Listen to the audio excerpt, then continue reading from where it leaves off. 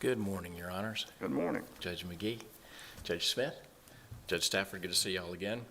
My name is Darrell Blanton. I am an attorney in the Memphis-Shelby County Bar. I'm here today on behalf of my client, the father in this matter, Hermes Rosa.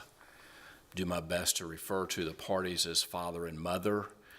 As the mother, Miss Huang, I think I'm pronouncing that right. I think it's just easier to say mother. No disrespect intended to either. We're here today on an appeal out of the rebuttal time. Yeah, rebuttal time. I was looking at my notes. 5 minutes, Your Honor, on rebuttal time. You may Thank proceed. you. And before I actually begin my presentation, are there any specific questions that y'all have had based upon the reading of the briefs? I know that it's sometimes a good place to start. I think we may surprise you as you go along. But I always expect that as well. The parties in this case were never married. They have two children, Troy, who's the older son, 13 years old, Olivia, the daughter, who's 8. The parties they're big age difference. My client's in his 70s. I think the mother is in her 40s.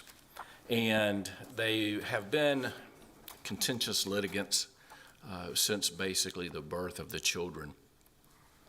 There's been a lot of trials and hearings in juvenile court, but suffice it to say, the main hearings occurred a couple of years ago when the mother filed her petition to relocate. That hearing was heard by the magistrate, and she was denied the ability to relocate. Then she appealed that, and the judge allowed her to relocate and set a parenting schedule for the father. The mother relocated to Jacksonville, Alabama. I'm not sure exactly how many miles it is, but it's about a 5-hour drive. The children moved with the mother. The father had his parenting time, and they would meet. Depending on when you are in the chronology, sometimes they met in the middle, sometimes mother would pick up, the order actually said the mother's going to pick up from the father in Memphis and the father's going to pick up from the mother in Jacksonville, and they did that some too. Included in the original petition and the relocation petition was a request by mother for father to be required to sign for the children to have passports. Mother's of Chinese, she's a Chinese resident or a Chinese citizen. Father's an American citizen. The court, the first court that heard an ex parte issued an injunction. The second court that heard the first relocation petition denied her request for a passport. The judge who heard the review or the appeal of the relocation denied the request for the passport, and nobody appealed that relocation order. So it became final upon the passing of 30 days. I don't remember the exact date, but it's in the brief. When was this? What year was this? The passport became final, would have been, I believe, 2020, Your Honor. Okay, you ask about specific questions. I do have a question, and that is, as I understand it, in the 2018 order, the trial court reserved the issue of attorney's fees. Was that ever resolved? Now you're asking me a question I cannot answer. I do not know from the 2018 case. I did not represent him in the 2018 case. Does that affect the finality of this order in any way? Of this order? Well, so if you look at it from a practical standpoint, it would make the finality of the following that scenario, the finality of the 2018 order would then have a big bearing on the res judicata order or the res judicata argument, because the res judicata argument would require, if I may, Your Honor, I'll let opposing counsel address that as well when you... that in order to be res judicata, the prior judgment had to be final. Sure. So that would kind of throw that What out I'm the trying to window. figure out about the 2018 order. And I don't know. I do know that the order that was entered that we're here on would have taken care of that, because at some point, the magistrate and the judge determined that if something had not been ruled upon, it was denied. Well, I've got a believe that's question in on the that. order. So if you look at that order,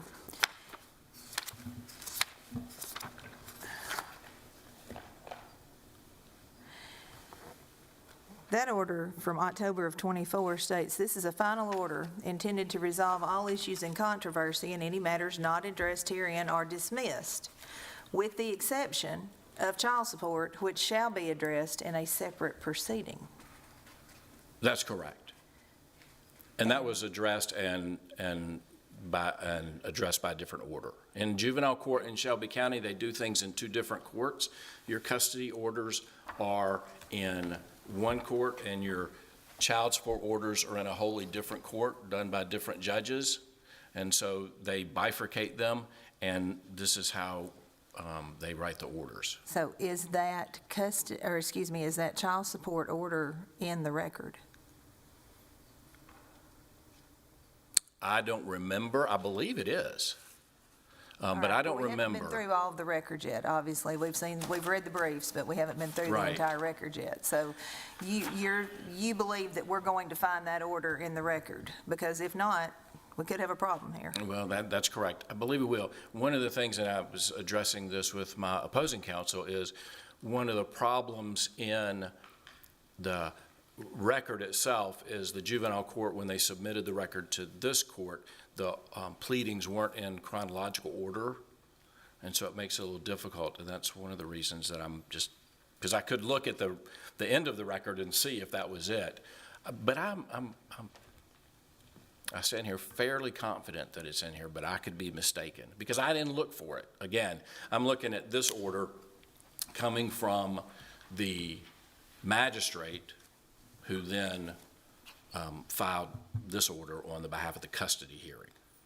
Well, I understand that, Mr. Blanton, but of course, one of the things we have to do is make sure we even have jurisdiction to be considering this matter. I understand that.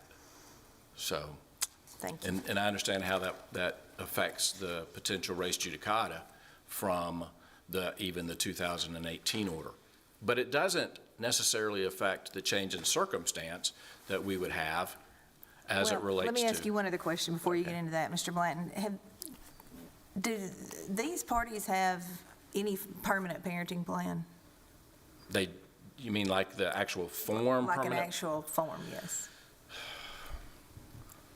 I don't believe so, Your Honor. Okay.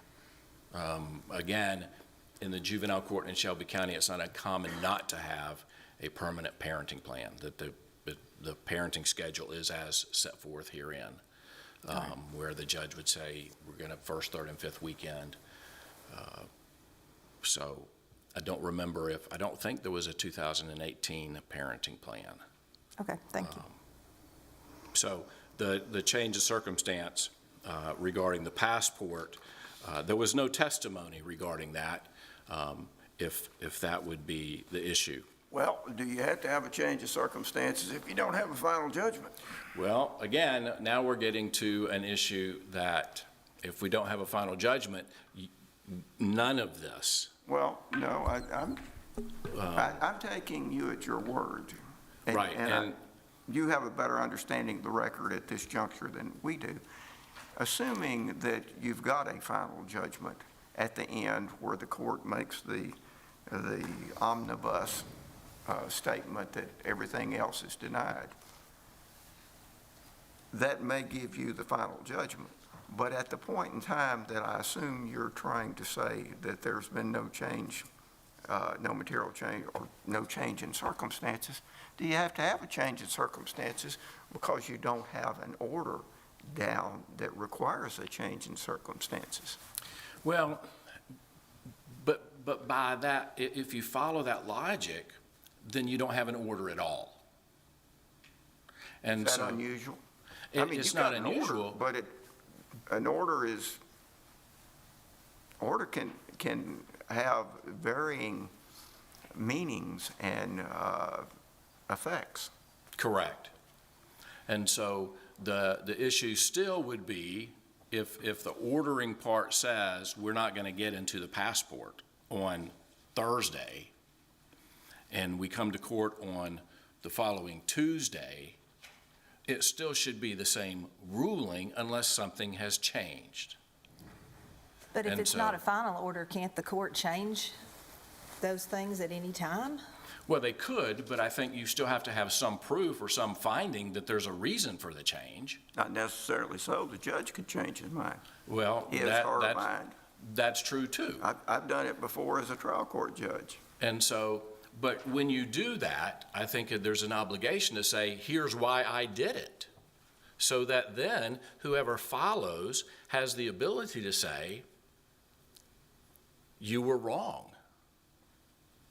And if you don't tell me why you I've had did plenty of people something, tell me I'm wrong. well, I know. I mean, it's why we're here. So now I'm out of time, and I'm going to go look to see if I can find the answer to the questions. Thank you. Thank you.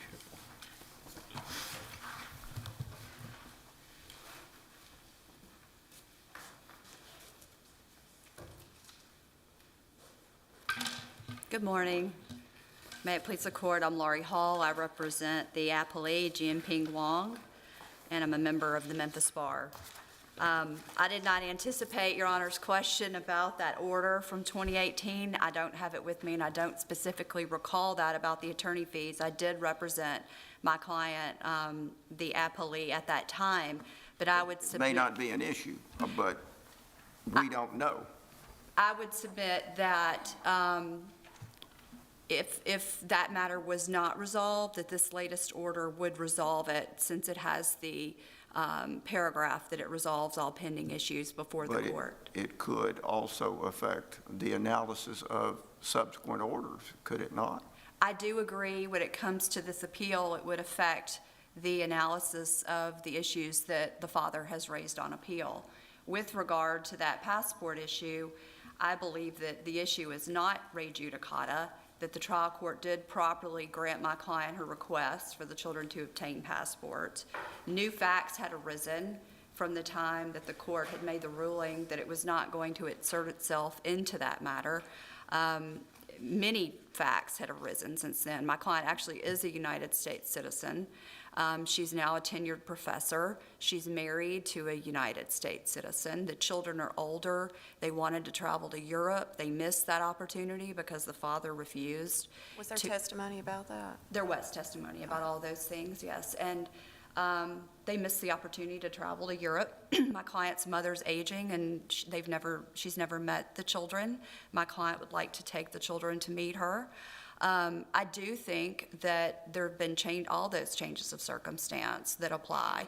And importantly, the father, when he filed his petition, which initiated this new round of litigation, he himself alleged that there was a substantial and material change of circumstances. He was asking in his petition that he be designated the custodial parent and that the residential schedule be changed. My client initially filed a response denying any change of circumstances, but later did file a counter petition also alleging a change of circumstances and asking that the legal custody of the children be changed so that she would be the decision maker for those children. That petition was granted. The court made numerous specific findings as to the father's testimony, finding that his reasons for why he did not want the children to have United States passports were unconvincing and disingenuous. And so it's my client's petition that regardless of whether, again, as it relates to this order that was heard on the relocation petition, whether that was a final order or not, we now have a final order, and that the trial court properly ruled on that issue. As it relates to the change in the parenting schedule, it's our position that the trial court did properly change the parenting schedule. The trial court, when the court finds that a substantial material change of circumstances has occurred, a court can change the parenting schedule if the court believes that it's in the children's best interest to do so. Was that requested? Yes. Was that relief requested? That relief was not requested by my client. It was actually requested by the father in his petition, along with the change of custody. And so the court, The relief requested by the father was denied, correct? that is correct. The court did deny the father's petition. The court granted my client's petition. But again, I believe that the trial court has the ability, should the trial court find, based upon all the proof presented, that it is in the children's best interest that a parenting schedule be changed, the trial court can do that. I don't- So, in this instance, let me make sure I've got the facts correct. The father files a petition for a change in parenting time. And yes, Your Honor, And and custody. And custody, and says there's a material change in circumstances. The trial court finds, I assume, that the material change in circumstances alleged by the father is not correct. Is that accurate? The way it's worded in the order is that father's petition is denied. There's not a specific finding that his request, based upon a material and substantial change, is denied. The court says elsewhere in the order that the court finds that there's a substantial material change. So that finding is not specifically tied to either petition. The denial of the father's petition, the granting of the mother's petition is mentioned elsewhere in the order. Your client files a petition specifically directed at the passport issue. Passport issue and extracurricular activities and healthcare, actually, all of those But none things. of that implicates parenting time. That is true. And the trial court changes the parenting time. That's correct. Okay. But I would submit that the trial court can do that upon a finding that there has been a substantial material change and that it's in the children's best interest. I think that the court's evaluation of what's in the children's best interest is paramount. And here, the court, in weighing the factors, found that there was, those factors favored mother, and then specifically found that two factors under 36-4406 applied, specifically two factors under subsection D, which was substantial non-performance of parenting responsibilities on the part of the father and abusive use of conflict by the father. So I'm trying to envision how this all came about, and you need to help me here, and we'll let Mr. Blanton give his side of it in a moment. Were the parties aware that this potential change in parenting time was about to occur? In terms of what the trial court actually ruled, Yes. no, the parties had an unusual parenting schedule that had, from the last time they had been in court, that was essentially they would meet every other weekend, and then there was limited time in the summer. My client had testified during the course of the hearing in this matter that she would be open to the father receiving more parenting time in the summer, but she was more concerned about the children missing their extracurricular activities. And so, based upon what the trial court ruled and the statements made in the order, the rulings made by the court, I believe that the trial court took that testimony and then modified the schedule to one that he felt served the children's best interest and their activities that they were involved in. But there was no expectation by either side that the parenting plan would be modified? Other than the request from the father? There was a request from the father. He also did testify that he wanted expanded time in the summer as well, that he felt like his time was limited. And then my client piggybacked off that testimony and said that she was fine with that, essentially. So in terms of a specific expectation, neither party filed a proposal asking the court to adopt the parenting schedule that the trial court ultimately adopted. But both parties had essentially were consistent, really, at trial that additional summertime would be acceptable. My client was just concerned about it interfering with the children's activities, but that was her concern throughout the school year as well. I don't think the real issue here is the summertime visitation. I think it's the modification of the ongoing visitation. I think what Mr. Blanton will say when he comes back for his rebuttal is that the real problem is the court's discretion that's given to the mother and the children. And because actually the father, even though the court denied his petition, received more parenting time under this modified order.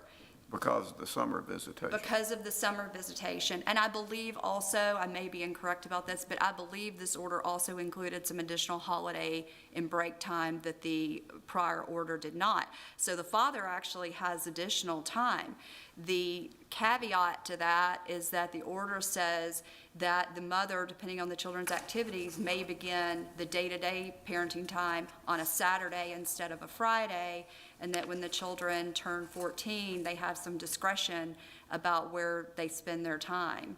And that, I believe, is what Mr. Blanton is going to say was incorrect, because otherwise the father would have no complaint about that issue.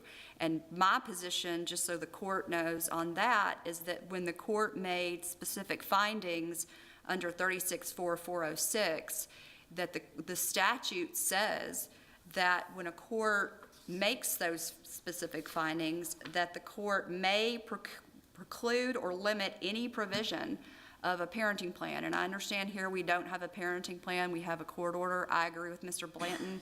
They don't like parenting plans in juvenile court in Shelby County, and you have to jump through a bunch of extra hoops just to get one entered. Additional orders that the other courts don't require. But I do believe that that statute, with those findings supported by the record, that the court may limit or preclude the parenting time, including doing that around the children's activities. There's nothing to say that Mr. Rosa can't come to Jacksonville and exercise his parenting time there. He hasn't chosen to do that ever, which was something that the court noted, but he could do that and still have all of his parenting time. There was testimony that he had a huge number of hours that he had accumulated over the course of several years that would allow him to take off a significant portion of time from work. So he has the ability and the means to travel to where the children are and not miss his parenting time. He just hasn't done it. So Was this relief requested by you to the court or by your client to the court? the relief that he be required to travel to Jacksonville, it was not. Well, what I'm trying to ascertain is what specifically was requested of the court on your behalf. On behalf On of my your client's client. behalf, rather. Yes, Your Honor. On behalf of my client, she requested that the court grant her the authority, sole authority to obtain passports for the children. That was via a motion. She then followed up with the counter petition to modify legal custody to make her the sole decision maker for the children over all major decisions. And our position is the passport issue is one of those major decisions that she would have the ability to then proceed without Mr. Rose's input. That was the relief that she requested. Of course, there's always in the prayer for relief the, I guess, catch-all, any such other relief, both general and special, to which she may be entitled. So I don't think that the trial court was precluded from changing that schedule despite what she had specifically pled and asked for at the outset of this hearing. Was evidence introduced on those specific issues? On the issues that were in my client's counter petition, Well, on the decision-making, on asking him to travel, all the problems that you have discussed here today? yes, Your Honor, there was testimony about the interference in the children's activities. There had been times that she asked Mr. Rosa to change weekends or to accommodate certain activities of the children. He refused to do so.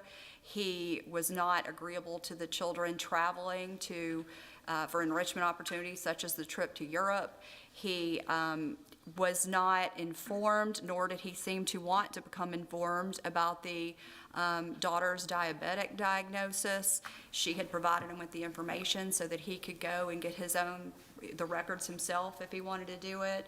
So yes, there was much evidence presented about the difficulties that my client had encountered and why she was asking to be the sole decision maker. Was there an objection to the admission of that evidence? I can't, there may have been some evidentiary objections, I can't recall, but Well, what I'm meaning, what I specifically am asking, was there an objection to this is outside the scope of the relief that's been requested? no, but my client had requested that relief, the relief regarding the decision-making and the counter petition. But there also was not any objection to the testimony that was elicited about changing the residential schedule. Of course, Mr. Rosa, the father, also had a petition pending at that point. But no, the only evidentiary issue that Mr. Blanton brought up was there was an objection made to the admission of travel advisory for China from the State Department. The court did not let that in. However, the court still mentioned it, and there was some verbal testimony taken about that, which is included in the court's order. I don't think whether that had been admitted or not, it would have made a difference in the court's ruling. The father's reasons for why he didn't want my client to have a passport were all found to be baseless. So. Finally, the last issue that Mr. Blanton has raised on appeal has to do with the award of attorney fees to my client in this case. I would submit that Ms. Grove, who represented the father at trial, said twice on the record that she would stipulate to the reasonableness of the fees. I likewise stipulated to the reasonableness of her fees. So I would submit that the requirement that the court go into detail and for all the factors under the Wright case and under Rule 1.5 is not necessary if you have a stipulation as to reasonableness. My client did prevail at trial on her petition, and so the court was well within its discretion to award attorney fees. I don't think that there's any issue with the award of fees as written. So I would ask that the court uphold the trial court's order in all respects, and unless the court has any other questions, then I appreciate the court's time. Thank you. Thank you.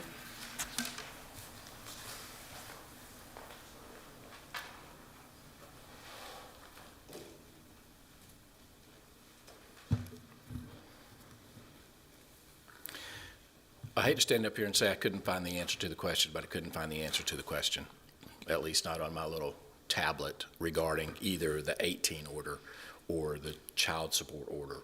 I'm fairly confident, I'm more confident in the answer to your question, Judge McGee, than I am to yours, Judge Stafford. But I'm going to spend this 5 minutes talking about the change in the parenting schedule. As the court pointed out, the first thing that probably needs to be stated is that during the trial in opening statements, Ms. Hall actually told the court that the change in circumstance was an issue, okay, because Ms. Grove stood up and said, everybody agrees there's a change in circumstance. Well, as we know, there are different areas of change in circumstance. There's a change in circumstance for some issues. The change in circumstance for a parenting schedule is different than a change in circumstance for a custody. We know those things. So Ms. Hall stood up and said, I dispute what Ms. Grove stated about we agree there's a substantial and material change of circumstance. We, in our counterpetition, specifically allege that the only change in circumstance has to do with the decision-making, not the parenting time. So we do not agree that there has been a substantial material change of circumstances that would affect modification of the parenting time. That's the record volume 4, page 19. So the trial goes on. The father is the plaintiff, petitioner. He puts on all his proof. Then in the middle of the mother's testimony, and it's about one question and one answer, it's not long, the mother then says, I would like to change the schedule and give him more time in the summer. And that was it. Now, I acknowledge at that time no objection was made, but it was come and gone before anybody could say anything. There wasn't a long soliloquy about why you wanted to do this or what you wanted to do, just real short. But So- wasn't the father asking for that? For asking for, asking for more time. the In the father summer. was asking for more time overall, as well as for custody. Now, that's not an issue today. But he was asking for more time overall because his testimony was the number of extracurricular or other activities that these children had limited his ability to have the children come to either Iuka or to Memphis and spend time with other parts of his family. The father has 3 other children. They're older, and it's very difficult for him to find time to get all that done when the children have 7 and 8 extracurricular activities, and the mother is always saying, the children have X and the children have Y. We need to change the time. We need to change the place. And so his position was that he needed to have more parenting time, not less. Now, I'm going to disagree in some respect to what Ms. Hall said. The idea that he has more parenting is kind of an illusion, okay, if you will.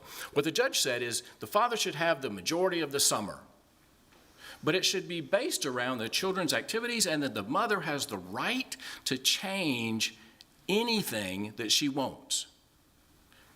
He also changed from first, third, and fifth weekends from Friday at 6 to Sunday at 6 to the first and third or every other weekend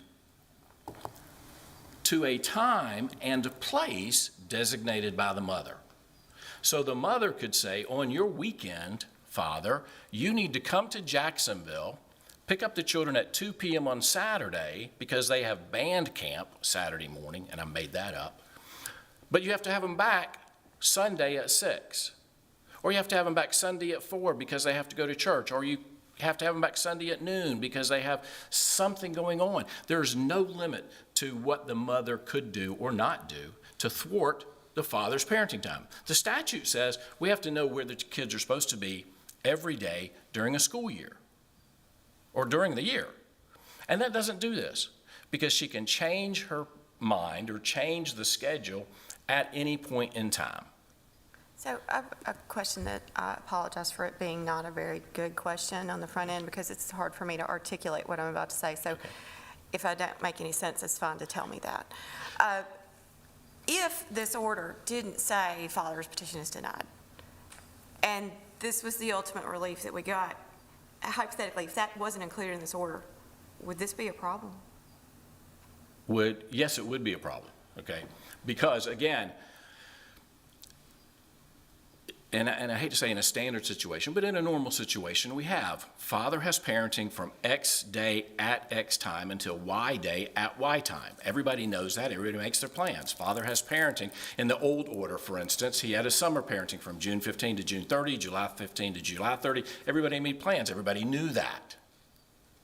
In this order, what it says is the court finds that the summer parenting time should be scheduled around the children's activities. Father shall be allowed as much time as is available in the summer from 6 p.m. the first Sunday after the end of school until 6 p.m. the Sunday 2 weeks prior to the beginning of school, contingent upon father making the children available for events and activities desired by the children over the summer. These events and activities can occur where father resides or where mother resides. If the children engage in activities in their hometown of Jacksonville and father is unable to make the children available for any reason and forced to sacrifice physical time with them, he will not be penalized. So all of a sudden, it's like, even if you can't, we're still going to say you did. So there's nothing in here that says he actually gets parenting time. If the child, and I know I'm out of time, but if the son has band camp and chorus camp, because if you look in my brief, I listed all the extracurricular activities. If each of them had a week of those camps, father would have no parenting time at all under the terms of this order. So I appreciate your time. I'm sorry I went over. Thank you No very problem. much. It's good to see y'all again. Thank you, counsel. We appreciate your briefs, your arguments. We'll take this matter under advisement. We'll attempt to render an opinion at the earliest possible time. Thank you. Thank you. You may be excused.